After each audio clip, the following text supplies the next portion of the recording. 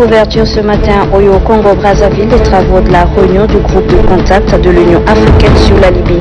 Une rencontre à laquelle a pris part le chef de l'État Idriss Déby Itno, arrivé ce matin en terre congolaise.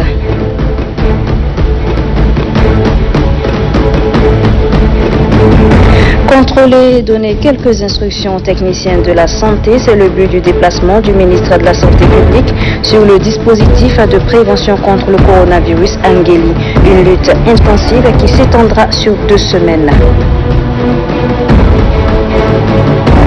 Et puis la population de la province du Guéra est à présent câblée. La station provinciale de l'ONAMA a été inaugurée ce matin au cours d'une cérémonie présidée par le ministre de la Communication Oumar Yaya Hissène.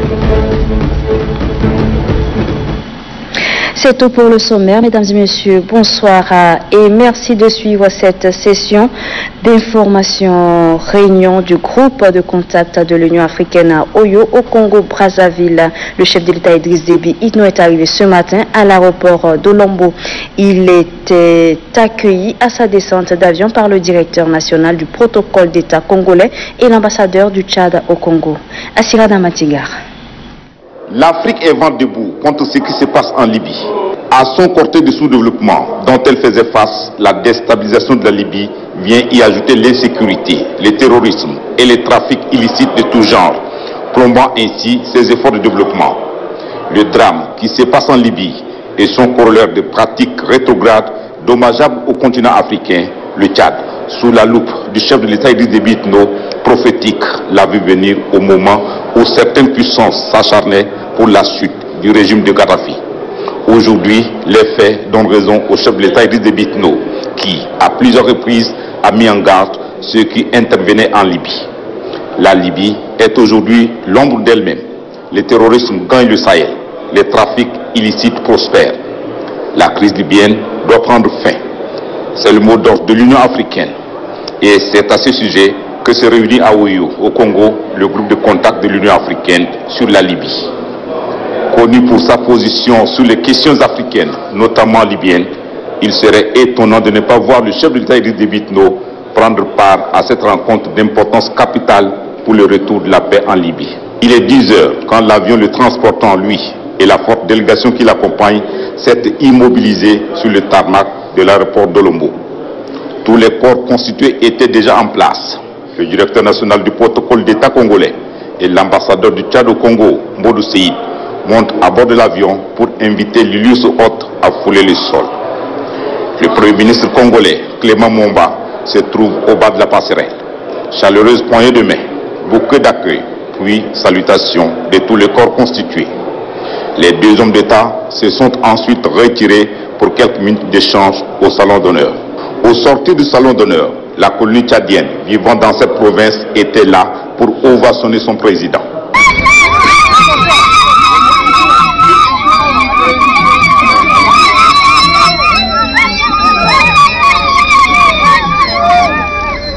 C'est sous les cris de joie que le cortège présidentiel s'est ébranlé pour la résidence du chef de l'État à Oyo.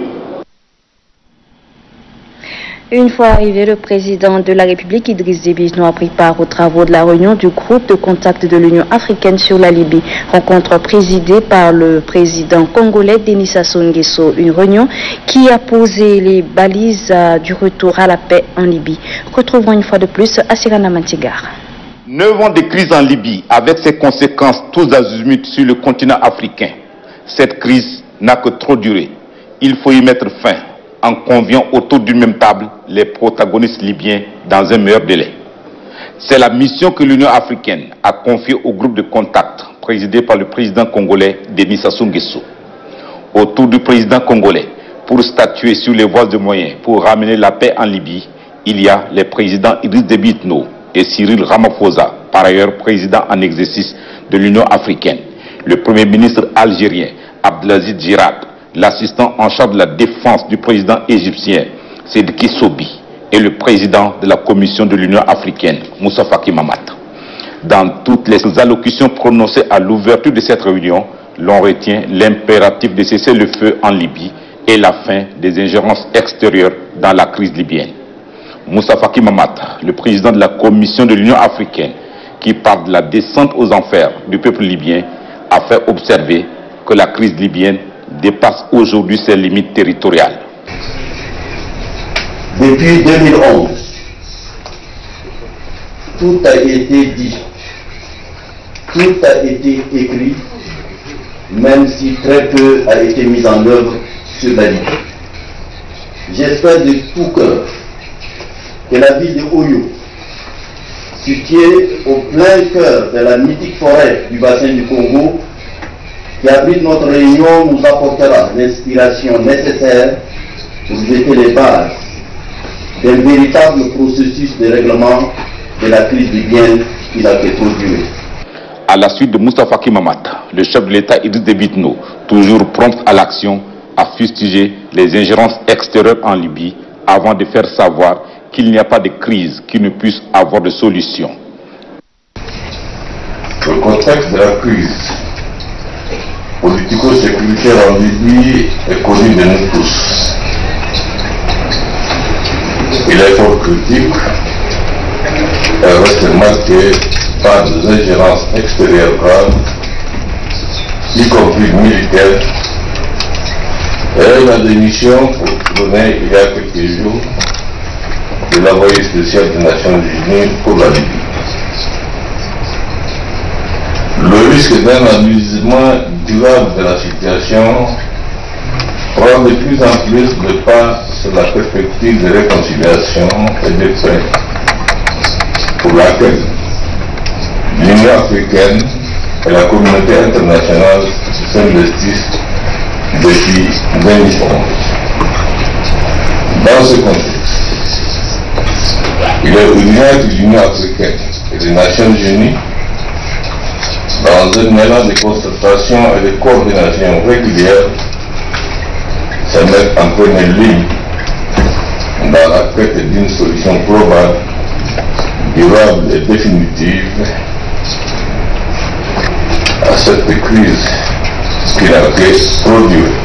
Le président Cyril Ramaphosa ne voit pas d'autre solution intermédiaire à la crise libyenne que celle de voir les Libyens résoudre eux-mêmes cette crise. Pour lui, le problème africain doit être résolu par les Africains. Dans son discours d'ouverture des travaux, le président congolais a souligné l'urgence du retour de la paix en Libye, dont les assises de Oyo doivent jeter les bases. Mon pays, la République du Congo, s'honore de votre présence à cette importante réunion du groupe de contact de l'Union africaine sur la Libye. Je me réjouis de la participation personnelle à cette rencontre du président Cyril Ramaphosa, porté à la tête de l'Union africaine lors de la 33e session ordinaire de la conférence de chefs d'État et de gouvernement de l'Union africaine. Je voudrais lui réaffirmer notre soutien sans faille dans l'exercice de son mandat, au centre duquel il a fort heureusement placé la recherche de solutions à la crise libyenne. Après la cérémonie officielle d'ouverture des travaux, les chefs d'État et chefs de délégation membres du groupe de contact de l'Union africaine sur la Libye se sont retirés à huis clos afin de débattre des points à l'ordre du jour de la réunion. Et puis, le président de la République, Idriss Déby Itno, a regagné en début de soirée N'Djamena en provenance d'Oyo au Congo-Brazzaville. Dans cette cité congolaise, le chef de l'État, Idriss Déby Itno, a assisté à une réunion du Haut Comité de l'Union africaine sur la Libye. Le président de la République a été accueilli à sa descente d'avion par le ministre d'État, ministre secrétaire général de la présidence de la République, Kalzobe Paimidobe. Quelques membres du gouvernement, ceux du cabinet du chef de l'État, ainsi que le maire de la ville de N'Djamena. Je le disais au sommaire de ce journal, le ministre de la Santé publique, Mahmoud Youssouf Khayal, accompagné de sa délégation, a visité le dispositif de prévention contre le coronavirus Angeli. Objectif, contrôler et donner quelques instructions aux techniciens de la santé et aux forces de sécurité mis en place pour la circonstance. Cette lutte intensive s'étendra sur une durée de 2 semaines. Reportage Thomas Ousmane Djali. Le Tchad, à l'instar des autres pays du monde, multiplie ses actions de prévention et de lutte contre le coronavirus baptisé Covid-19. Tel est le sens de la visite du ministre de la Santé publique Mahmoud Youssouf Khayal et sa suite à Ngeli, frontière entre le Tchad et le Cameroun. Sur place, des dispositions nécessaires sont mises en œuvre pour contrecarrer ces mâles. Munis de thermorégulateurs et des cache-nez, les techniciens de la santé et ceux de la Croix-Rouge se livrent au diagnostic des bases. Des 2 côtés du point de contrôle, toute personne venant du Cameroun est systématiquement et minutieusement examinée. Fini cette phase, les passagers sont soumis à un autre système hygiénique. C'est celui de se laver les mains avec de l'eau et du savon avant tout contact avec les autres. Le ministre de la Santé publique de rassurer la population. Et nous avons ciblé 5 frontières d'ici jusqu'en passant par Bongor, par Léré, par Baïkoboko. Donc on devrait s'assurer que chaque personne qui doit passer par ici et rentrer au Tchad doit se laver les mains et doit être flashé. Flashé pour déterminer maintenant s'il a une température ou non. S'il a une température, on est obligé, quel que soit le degré de la personne, on doit le mettre en quarantaine dans notre hôpital de Farsha, et dans les jours qui arrivent, on va trouver encore un autre hôpital pour le mettre là-bas. Mahmoud Youssouf Khayal appelle toute personne franchissant la frontière Cameroun-Tchad à se conformer aux dispositions prises, car, dit-il, prévenir vaut mieux que guérir. Les préparatifs de la 12e conférence ministérielle de l'Organisation mondiale du commerce, OMC, et les questions relatives au devenir des pays les moins avancés, PMA, sont fin prêts. Ceci après 3 jours de séminaire. Ce séminaire a été clôturé cet après-midi dans un hôtel de la place par la ministre du Commerce, Ashta Dibouinassi, en présence de l'ambassadeur du Tchad à Genève en Suisse, Ahmad Makaïla.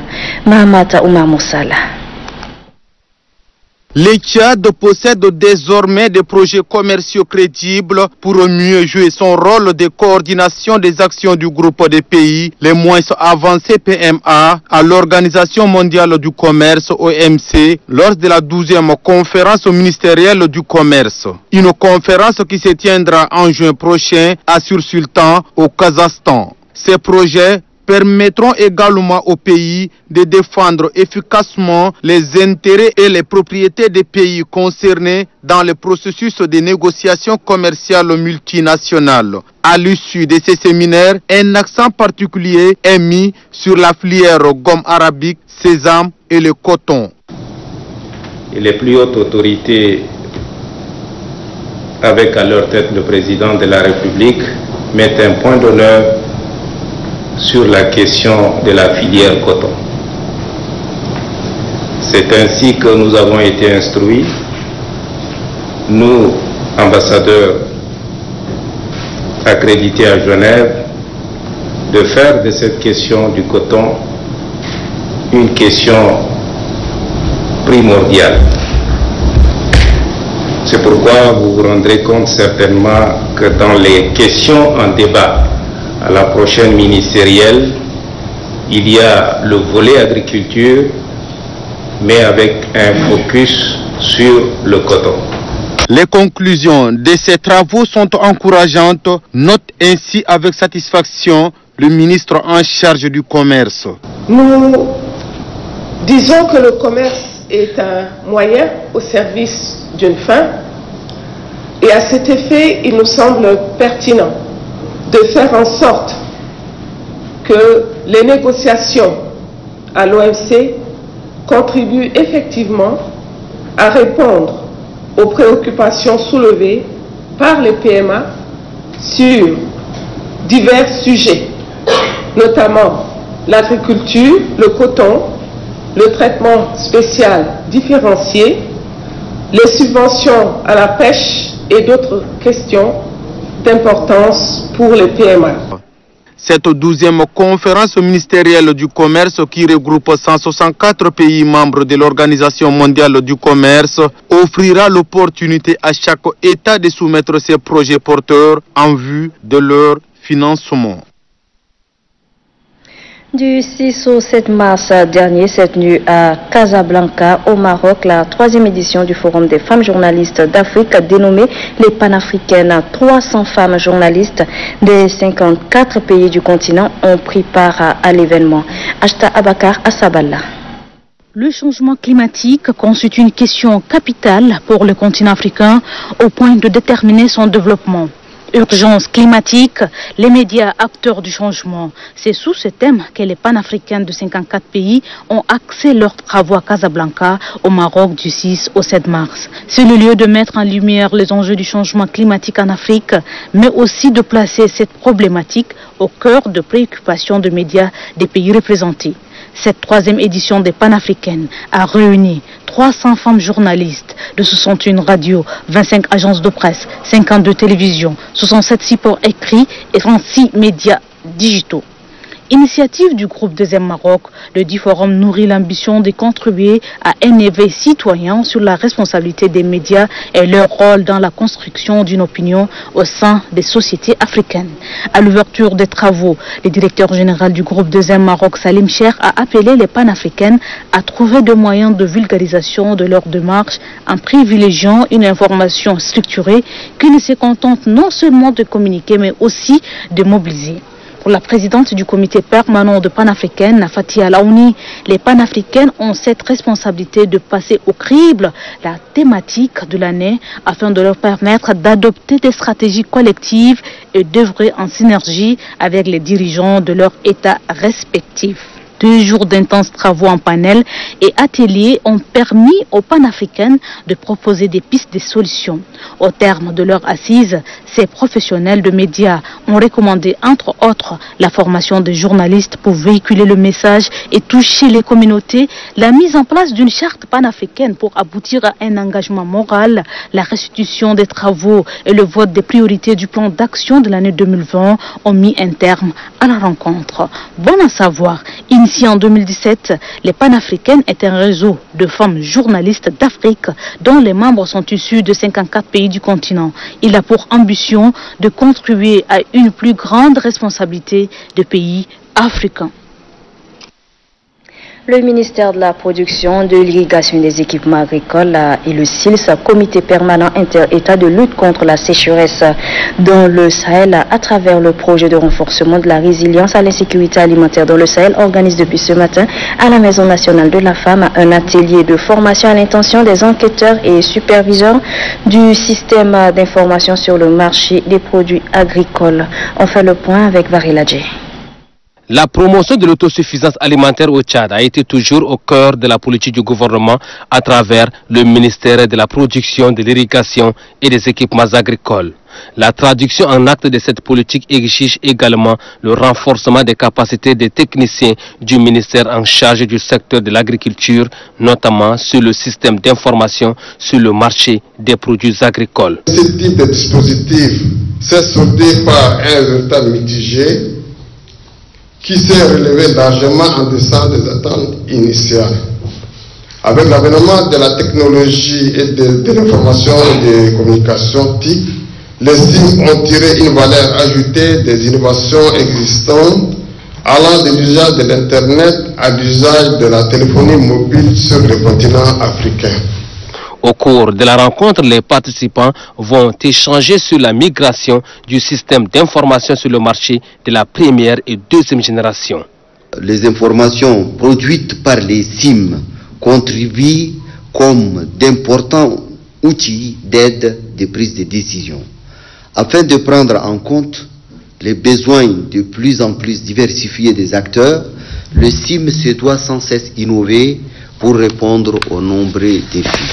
Ce renforcement des capacités permettra au ministère de la Production, de l'Irrigation et des Équipements Agricoles de mettre en place un dispositif efficace de lutte contre l'insécurité alimentaire au Tchad et dans l'espace Sahel. Hors de la capitale, sachez que le ministère de la Jeunesse et l'ONAGES ont remis ce matin des chèques à 51 jeunes porteurs de projets à Mongo dans le Guéra. C'est au cours d'une cérémonie présidée par le ministre Mahamat Nassour Abdoulaye. Ali Mohamed Bello. Le ministère de la Jeunesse et l'Office national d'appui à la jeunesse et au sport, ONAGES, orientent leur regard comme d'habitude à la jeunesse. Celle de Mongo, porteuse de projets, est à l'honneur. 51 jeunes au total, et cela pour leur permettre d'accroître leur activité. Aujourd'hui, cette promesse est concertée et ce sont 51 jeunes qui recevront leur crédit pour une première vague dont le montant global s'élève à 40 millions. Pour le ministère de la Jeunesse, le gouvernement accorde une attention particulière à cette frange de personnes. L'ONAGES, comme la promesse du chef de l'État, qui vient aider la jeunesse du Guéra à concrétiser leurs rêves de devenir des entrepreneurs. Cette action vaut tout son pesant d'or et comme l'occasion en vaut la chandelle, les bénéficiaires disent merci. Permettez-moi, au nom de la jeunesse tout entière et celle du Guéra en particulier, d'adresser nos vives reconnaissances à son Excellence Idriss Déby Itno pour ses multiples réalisations en faveur de la jeunesse tchadienne. Le ministre Mahamat Abdoulaye Nassour demande à la jeunesse de rêver grand et de miser sur l'entrepreneuriat pour construire un Tchad plus fort. Le Tchad que nous voulons à l'horizon 2030. La station provinciale de l'ONAMA, Office national des médias audiovisuels de Mongo, est opérationnelle depuis ce matin. C'est le ministre de la Communication, porte-parole du gouvernement, Omar Yaya Hissène, qui l'a inauguré. Désormais, la population du Guéra sera câblée sur les ondes de leur radio pour s'informer et informer. Maral et Joséphine.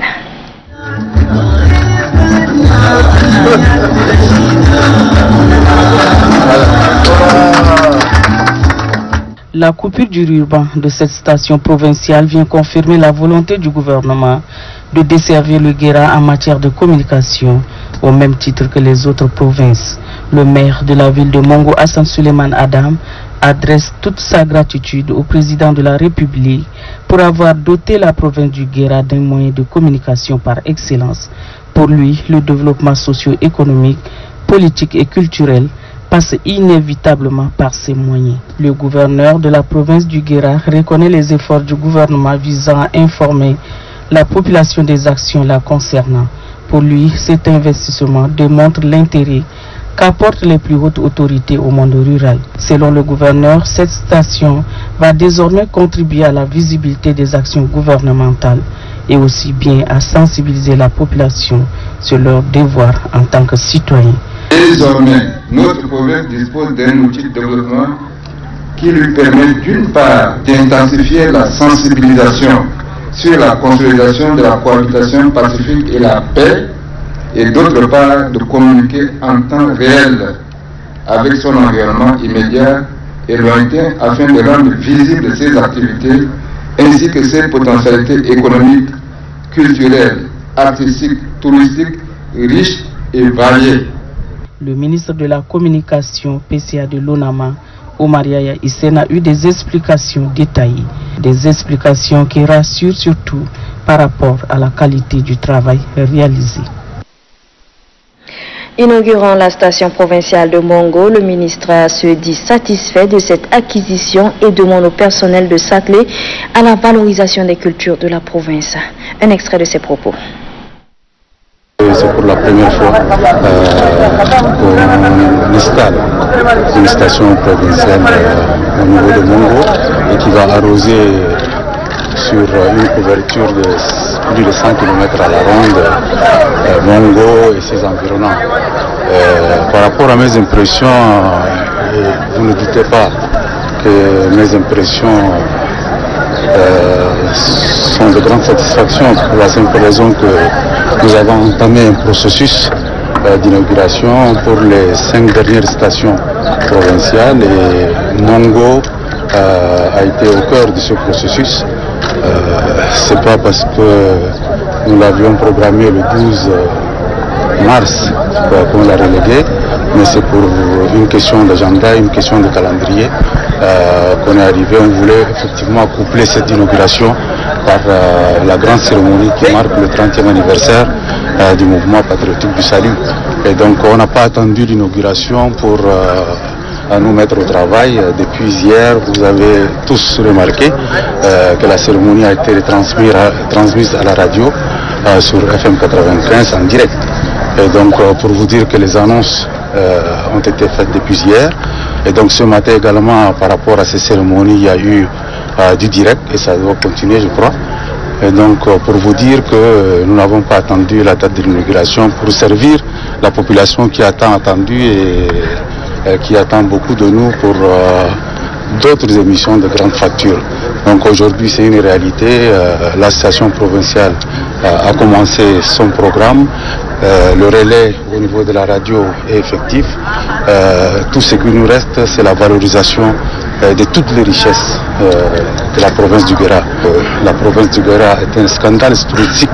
Pourquoi j'insiste sur le mot scandale touristique? Parce que pour ceux qui ne connaissent pas le Guéra c'est d'abord notre référence à tous.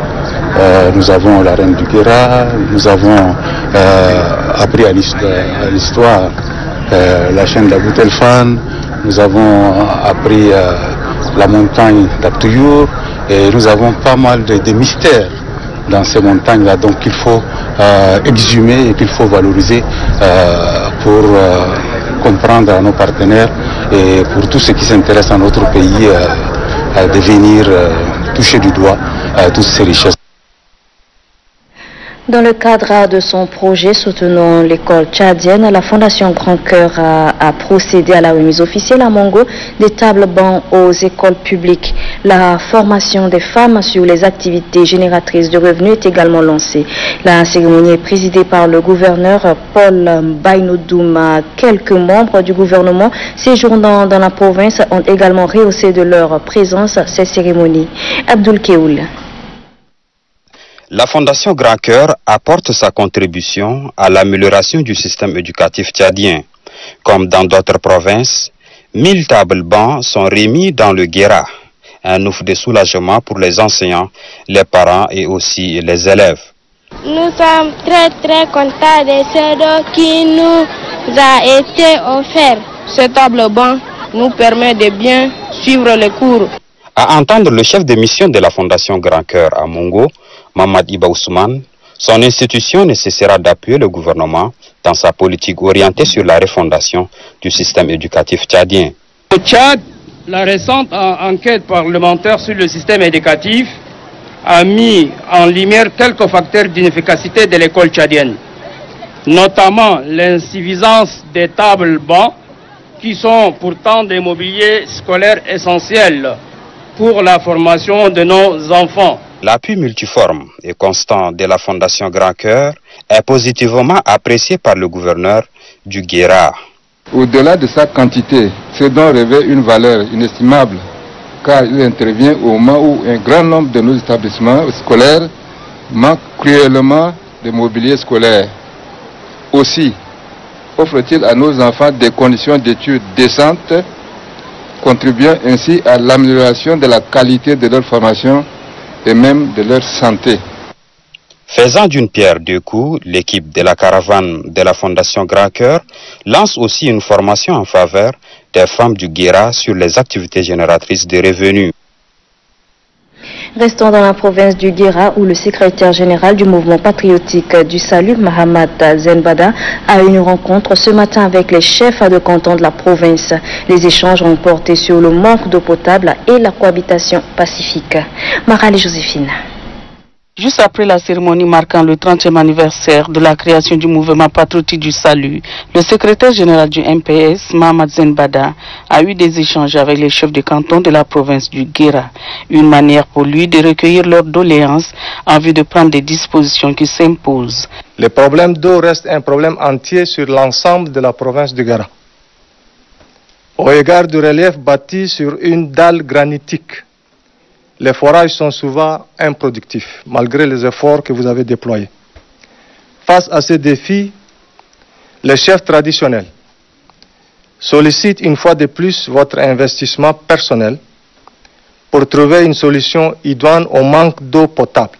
Au nom du président de la République, le secrétaire général du MPS invite les leaders traditionnels à s'investir pour le maintien de la paix, la cohésion sociale et le vivre ensemble. En tant que premier acteur de développement, Mohamed Zenbada leur rappelle le rôle de proximité qu'ils doivent jouer en vue de réduire sinon éradiquer le conflit agriculteur-éleveur qui ne cesse de diviser.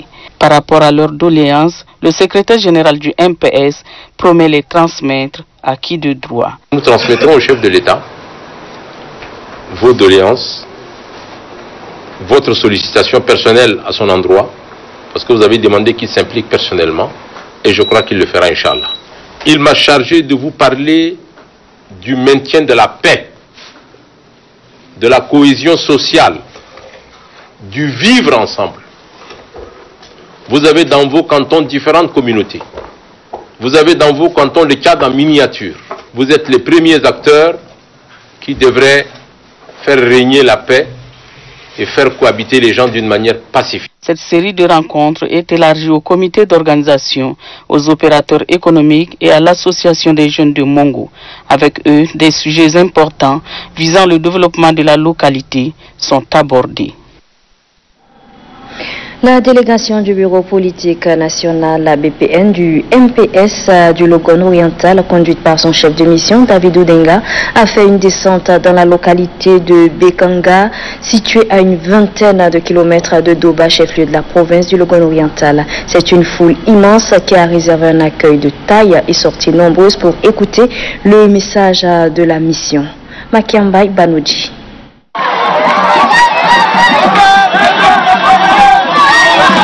Pour ce premier séjour des membres du bureau politique national du MPS, Mouvement patriotique du salut à Benganga, la surprise est de taille. La délégation du bureau politique national du Logone oriental, conduite par David Oudengar Ngar Imaden, est accueillie par des militantes, militants, sympathisants et une population nombreuse sortie pour écouter le message que leur apportent les responsables de leur parti. Pour le président du comité d'organisation, Nodidim Samuel, c'est presque l'ensemble des populations des 17 villages du bloc de Benganga qui sont sortis pour marquer leur rupture d'une relation inutile avec les marchands d'illusions, qui pendant longtemps ne prônent que la division, développent une politique d'intérêt personnel au détriment des intérêts de la localité. Aïmadi Opportune, député de la Pendé, a axé son intervention sur le rôle que joue la femme dans la 4e République. Pour elle, les femmes doivent être éduquées afin d'assumer pleinement leurs responsabilités. Pour le chef de mission, David Oudengar Ngar Imaden, cet accueil qu'il qualifie de triomphe marque une nouvelle étape importante du parti MPS dans le bloc Benganga. Aujourd'hui, effectivement, c'est un grand jour. Un grand jour pour les fils et les filles du bloc Benganga. L'engagement que vous avez pris de nous accompagner, de nous faire en sorte qu'au moment des prochaines échéances électorales, les résultats dans le bloc de Benganga soient vraiment à la hauteur de nos attentes, à la hauteur des attentes du grand camarade fondateur du mouvement patriotique Idriss Déby Itno. Je crois que cet engagement, je suis sûr que vous le tiendrez, puisque j'espère que cette mobilisation, nous sommes assurés que le moment venu, nous allons encore peut-être fêter beaucoup plus le résultat qui sera obtenu à Benganga ici. Et cette fois-ci, je serai présent à cette importante rencontre que nous aurons ensemble pour peut-être passer toute une nuit entière pour manifester et nous réjouir. Selon David Oudengar Ngari Maden, un travail d'éducation, de formation, de sensibilisation des populations militantes et militants du MPS doit être fait pour une meilleure expression des votes au moment des élections afin d'éviter les votes inutiles qui font perdre des voix au MPS. Toujours dans le Logone oriental, la délégation du bureau politique national du MPS, dans la poursuite de sa tournée, s'est rendue à Beboto et Boudou. Suivez. Dans ces localités, les secrétaires exécutifs départementaux ont dans leur mot de bienvenue souligné que le parti MPS est bien implanté et debout. Cependant, l'état dégradant de l'axe Doba-Bodo et Doba-Beboto constitue le mur de Berlin entre eux et le conseil provincial et que son réaménagement serait une aubaine pour les élections à venir, ont renseigné les deux secrétaires départementaux. Ramadi Nangar Jonathan et Mbayari Bari Henri ont appelé leurs frères et sœurs de deux coups à transcender leurs divergences stériles qui ne favorisent pas la cohabitation pacifique entre les communautés et soutenir le président de la République, président fondateur du MPS, dans sa vision de paix et de sécurité de tous les Tchadiens. Ils ont par ailleurs demandé à leurs militants d'être vigilants aux marchands dirigeants. Le général Nadjita, chef de mission par intérim, a d'abord exprimé sa reconnaissance à la population de deux coups pour la mobilisation sans précédent avant d'indiquer que si beaucoup de choses ont été déjà réalisées, il n'en demeure pas moins certaines persistent encore et que les membres du BPN prennent l'engagement d'être à côté de vous, militants, pour ce qui reste à faire. Aussi, faites un bon choix des candidats pour qu'ils soient le trait d'union entre la base et le sommet, car seul le vote utile paye. Enfin, signalons qu'à Beboto, tout comme à Bodo, une cérémonie de réalignement des militants de l'opposition de plus ont eu lieu. Et puis cette information en bref, à l'instar d'autres femmes du pays, celles de la province du Tibesti ont célébré à leur manière la journée internationale des droits de la femme. C'était au cours d'une cérémonie présidée par le secrétaire général de la dite province, Tare Angale Landé, et de plusieurs autres responsables administratifs, civils et militaires du Tibesti. À cette occasion, la présidente du comité d'organisation, RD Sougui, a rappelé que la femme tchadienne a joué et continue de jouer un rôle important dans le développement socio-économique du pays. Elle a également invité les plus hautes autorités du pays à soutenir la femme tchadienne dans toutes les actions en faveur du développement de notre pays. Pour sa part, le secrétaire général provincial de l'Enedi Ouest, Tare Angale Landé, a déclaré que la femme occupe une place de choix dans toutes les actions que mène le gouvernement sous la clairvoyance du président de la République, Idriss Déby Itno. Nous détenons cette information de notre confrère Amadaï Mahamat Oumar. Le gouverneur de la province du Kanem, Hassan Terap, a présidé ce matin à Mao la cérémonie d'ouverture de l'atelier de la réunion du comité directeur de la délégation sanitaire provinciale du Kanem pour l'exercice 2020.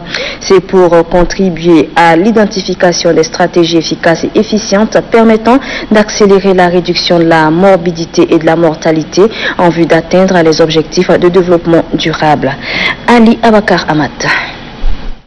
Cet atelier regroupe les médecins chefs de district, les chefs de zone et les partenaires techniques de la délégation sanitaire provinciale du Kanem. 3 jours durant, ils auront à échanger sur les différents thèmes tels que analyser les résultats des activités obtenues en 2019, de faire les points sur les stratégies de gestion des approvisionnements et des stocks en médicaments, de développer des stratégies impliquant la communauté à travers les organisations de société civile et les leaders communautaires pour répondre aux défis sanitaires.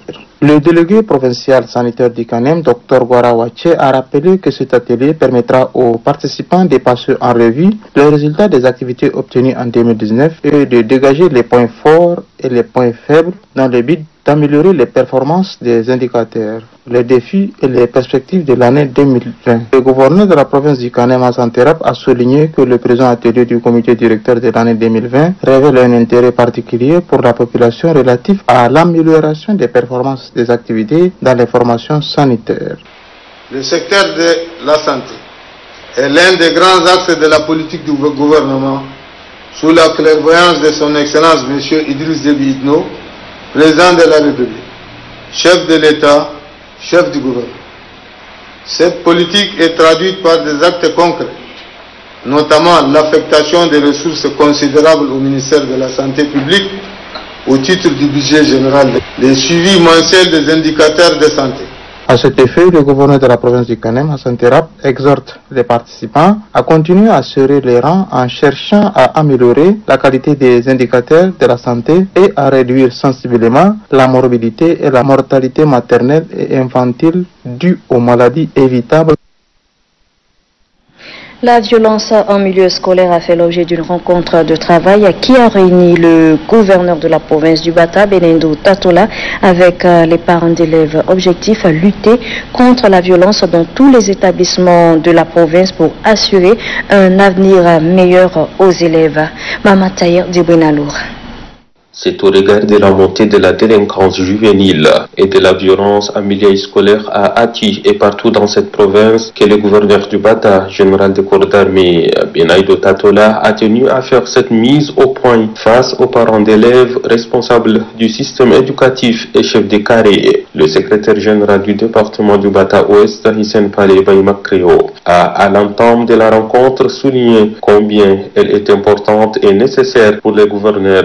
Le premier éducateur, c'est les parents. Pour combattre la violence à l'école, il faut qu'il y ait toujours communication et dialogue. Pour le général de corps d'armée Benaido Tatola, une vie est sacrée. C'est pourquoi il regrette les 2 cas d'assassinat survenus la semaine dernière, l'un près du lycée moderne d'Ati et le deuxième à Hajar. Après ce qui s'est passé, j'ai trouvé nécessaire de vous rencontrer et de vous passer ce message. La paix, la non-violence dans les établissements et même hors des établissements. Nous voulons la paix dans cette province. Chacun doit s'investir pour que cette paix puisse se réunir. Le gouverneur du Bata interpelle enfin les responsables des établissements scolaires à mettre en exécution la mesure d'interdiction des ports d'armes et de réglementer le comportement des élèves au sein des établissements. À Abéché, dans la province du Wadaï, le ministre de l'Enseignement supérieur, David Oudenga, est en mission d'évaluation. Des précisions avec Ali Mamad Bello. Le ministre de l'Enseignement supérieur, de la Recherche et de l'Innovation, Dr David Oudenga, est en mission à Abéché, dans la province du Wadaï. Il est accueilli par le gouverneur Ramadan Erdebou. Sur place, pas de temps à perdre. Ce membre du gouvernement est conduit à la résidence pour un tête-à-tête avec le gouverneur. Dr David Oudenga est à Abéché pour diriger le conseil d'administration de l'université Adam Barka, l'Institut national des sciences et techniques d'Abéché et l'école normale supérieure. Aujourd'hui, nous nous retrouvons pour entamer dès demain l'examen d'un certain nombre de dossiers qui nous seront soumis dans le cadre du conseil d'administration de nos différents établissements d'enseignement supérieur. Ça sera l'occasion également de faire le tour d'un certain nombre de préoccupations qui sont communes à vous-même et à nous également au niveau de l'enseignement supérieur en termes de fonctionnement de ces établissements d'enseignement supérieur et en termes de difficultés auxquelles sont confrontés ces établissements d'enseignement supérieur. Voilà, toutes les difficultés seront passées au scanner au conseil d'administration. Et déjà, le gouverneur de la province reste optimiste. Votre arrivée aujourd'hui, je crois que ça va nous décanter des petits problèmes qui minent au niveau de l'éducation, ou surtout au niveau de l'éducation supérieure. Moi personnellement, je vous remercie au nom de toute la population du Wadaï. Les travaux du conseil d'administration, faut-il le préciser, commenceront ce vendredi 13 mars 2020. Ainsi, le ministre de l'Enseignement supérieur, Dr David Oudenga et ses collaborateurs mettront 2 jours à Abéché pour impulser une nouvelle dynamique aux institutions d'enseignement supérieur de cette province. Page noire dans cette édition, le chef de canton de Bodo, Mbainambe Mita Simon n'est plus. Il a tiré sa révérence le 21 février dernier à N'Djamena. Ses obsèques se sont déroulées la semaine dernière dans son village natal à Bodo, dans la province du Logone oriental. C'était en présence des autorités locales, civiles et militaires. Un compte rendu signé Makiambai Banouji. Le 12e chef de canton de Bodo, Mbainambe Mita Simon, a tiré sa révérence ce 21 février 2020 à N'Djamena. C'est ici, dans une place publique aménagée, derrière l'école du centre de Bodo, que les funérailles ont eu lieu. Cadre du département de Kou-Est de la diaspora, tout comme ceux résidant à N'Djamena et d'autres localités du Tchad, l'association des chefs de canton du Logone oriental, les autorités administratives du dit département, parents, amis, connaissances du défunt ont tous fait le déplacement de Bodo pour rendre un dernier hommage aux gardiens de la tradition. Pour le président de l'association pour le développement de Kou-Est, Madingar Kodadingar, la population ressent déjà le vide laissé par la disparition de ce chef de canton doté d'une rare carrure. Témoignage soutenu par Ronalngar Tomalmbaï, représentant la famille du premier président tchadien, ami du défunt chef de canton qui a vanté ses qualités comme étant un homme pétri des valeurs d'un patriarche irréprochable. Tour à tour, le secrétaire des chefs de canton de la province du Logone oriental, le secrétaire provincial du MPS du Logone oriental, Nelngar Madingar, et le gouverneur de la Tangilé Ngarbojung Meder Jacob ont rendu un hommage mérité au défunt. Né en 1944, Mbaye Nambé Mita Simon, militaire reconverti en douanier qui a administré le canton de Bodo pendant près de 30 ans, laisse derrière lui une veuve et 4 enfants vivants, dont un garçon. Juste après l'inhumation, le préfet du département de Kou-Est, Abakar Djime Kaliki, a confirmé le procès verbal de la famille désignant Ngarnayal Mita Thierry, nouveau chef de canton de Bodo. Abakar Djime Aliki invite le 13e chef de canton, technicien supérieur en soins infirmiers de son état, à suivre les pas et les voies tracées par ses ancêtres, d'œuvrer pour la sécurité, la cohabitation pacifique entre les différentes couches de la population, la paix et le développement de son canton. Sur ce se referme cette session d'information. Chers téléspectateurs, merci pour votre fidélité et très bonne suite de programme sur Télé Tchad.